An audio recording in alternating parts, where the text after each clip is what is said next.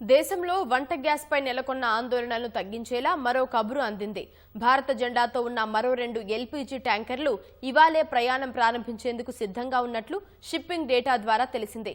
ఎల్పీజీని మోసుకొచ్చే pine gas, jug Vasant అనే 2 ట్యాంకర్లు ప్రస్తుతం యునైటెడ్ అరబ్ ఎమిరేట్స్ లోని షార్జా వద్ద నిలిపి ఉన్నాయి. జగ్ వసంత్ నౌకను భారత్ పెట్రోలియం, పైన్ గ్యాస్ ను ఇండియన్ ఆయిల్ సంస్థలు నిర్వహిస్తున్నాయి. కాసేపట్లో ఆ 2 నౌకలు ప్రయాణానికి సిద్ధమవుతున్నట్లు సంకేతాలను ప్రసారం చేసినట్లు మెరైన్ ట్రాఫిక్ తెలిపింది.